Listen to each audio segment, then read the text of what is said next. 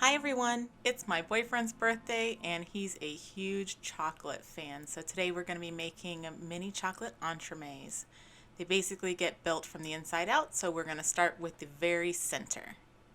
This is a silicone mold that makes a raspberry shape. I just melted some strawberry jelly and added a little extra pectin to make it set a bit firmer. Once I filled the mold, it went into the freezer to set. The next layer is like a white chocolate no-bake cheesecake. I used white chocolate wafers, cream cheese, a white chocolate drink, but if you don't have this, you could just as easily use heavy cream, and then I also added some powdered sugar. In a small container, melt the chocolate with the liquid. You need to add the liquid with the chocolate, especially if you're using real chocolate, because if you add cold liquid to melted chocolate, it'll make it seize and you'll have to start all over. In a larger container, add softened cream cheese, then pour your white chocolate mixture over the top and combine until smooth. This is a little thicker than what I want, so I'm adding a little bit more liquid to smooth it out. Since it's already been combined with cream cheese, the seizing factor is minimal at this point. Now I'm happy with the consistency of my mixture, but it tastes a little flat, so here's where the powdered sugar comes in. We'll give it another taste. That's delicious. It's time to take our strawberry centers out of the freezer and pop them out of the mold. These did start melting pretty quick, so once I had them out of the mold, I immediately put them back into the freezer until I was ready for them. My cheesecake layer, I'm using an ice tray as a mold, and I'm hoping that they'll be pretty easy to pop out since you can push from the bottom. Once the mixture is cooled, put it in a piping bag. If you can chill the mixture before piping, that's even better. I did not chill my mixture initially, so to make it easier to ensure that my berries stayed near the center, I chilled the half full tray before adding the berries, which gave my mixture a little time to firm up and provide extra support. Take your berries straight from the freezer and add them to the center of each cavity. And once you've added them, fill the rest of the way with the cheesecake mixture and then smooth the top with a spatula. I had to work quick since my berries were melting a bit faster than was ideal. Once that's all done, put the mold in the freezer to harden completely. The next layer is French silk. If you've ever had French silk pie, you know it is absolutely delicious. My particular recipe uses raw eggs, but there are versions that use a cooking method. If that's something that you're interested in seeing, please comment below and let me know, and I'll certainly show you how to do that. This layer uses unsweetened baking chocolate, butter, egg, sugar, and you can also use vanilla if you want. In a small container, melt the chocolate. Don't taste it or you will be sorry. They are not kidding when they say unsweetened. Once you have your chocolate melted, set it aside to cool while you gather the rest of your ingredients and move on to the next step. For this part, you're going to want a bowl large enough to accommodate a mixer. Okay, so I had some technical difficulties when I was doing the next step, so just bear with me. But all you're going to do is cream together your softened butter with sugar until it's fluffy, and then add the vanilla and the melted chocolate. Then you're going to add 1 egg at a time. Depending on how much you're making, it could be 1 egg or it could be multiple, but just make sure if you're adding multiple eggs that you're allowing 3 minutes of mixing in between each egg.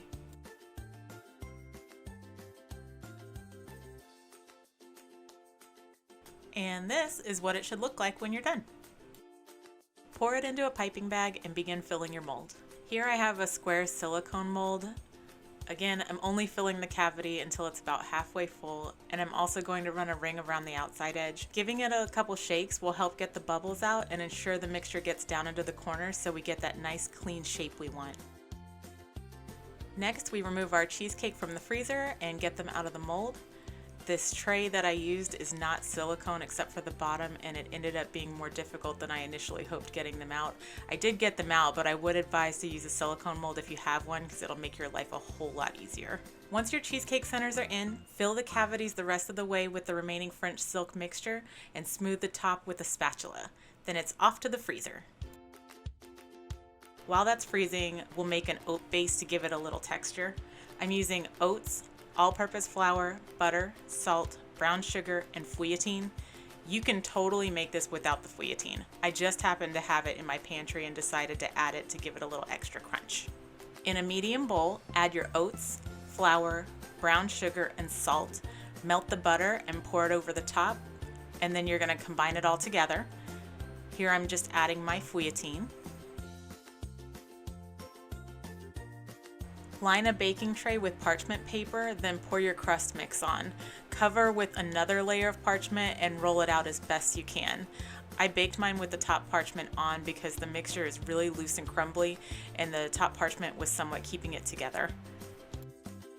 When it's done baking, let it cool a little bit before you take the top parchment off, and then I was able to use a pizza cutter to trim the sides.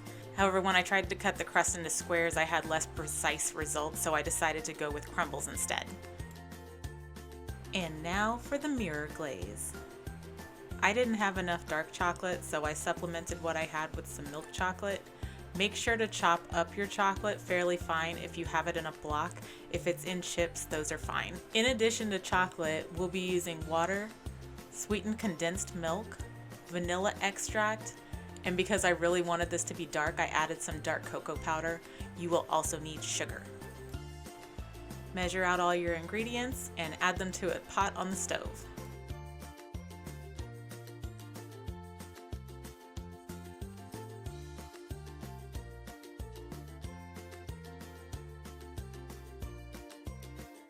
You may have noticed I'm using pectin instead of gelatin. My boyfriend doesn't eat pork, so that's why I'm not using gelatin. However, I couldn't find any recipes that specifically used pectin, so I decided to bloom it like gelatin before using it for this step after the jelly centers that I made didn't come out to the firmness that I wanted. So this is what that ended up looking like, ugly but effective. It's firm at room temperature, but when I add it to the hot mixture, it's going to dissolve again.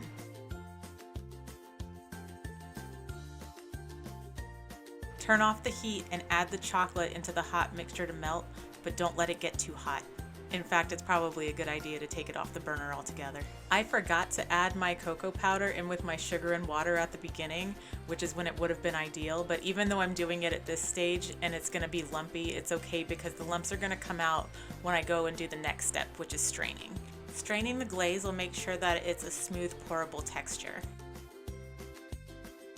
Once strained, you need to allow the glaze to come to room temperature before you try to use it. So once our glaze is cooled, it's time to take our cakes out of the freezer and pop them out of the mold. We're going to put them on a baking sheet, and you want it to be elevated so that the glaze can run off the sides and not pool up at the bottom.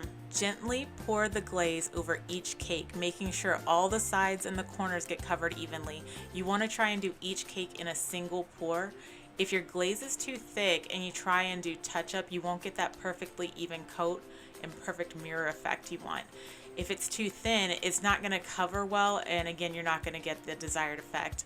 I ended up doing 2 coats on mine, chilling in the fridge in between coats. Remember, your cakes are really soft, and they're only going to get softer the warmer that they get. So if they get too warm, your glaze might fall off altogether. As soon as you're finished pouring, you want to pop those bad boys in the fridge.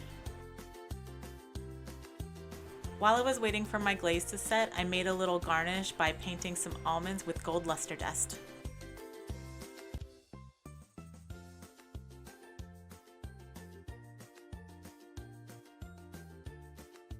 Here I'm just using a little rum as a binding agent.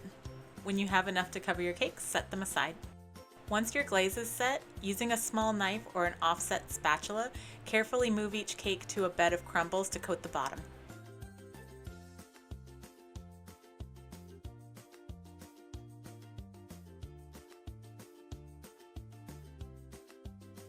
And I had a little French silk filling left over, so I piped a small amount on top to decorate, then placed an almond in the center.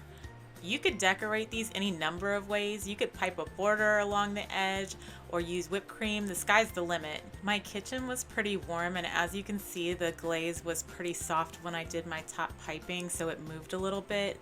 I would move your cakes back to the fridge for the glaze to firm back up before you do your garnish if you have the time. All in all, I'm really pleased with how these came out, and the birthday boy was extremely happy with his cake.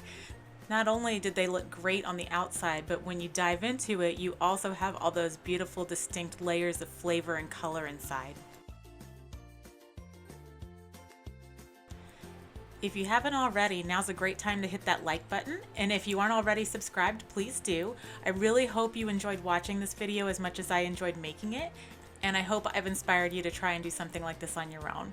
Thank you so much for watching, and I hope to see you back soon.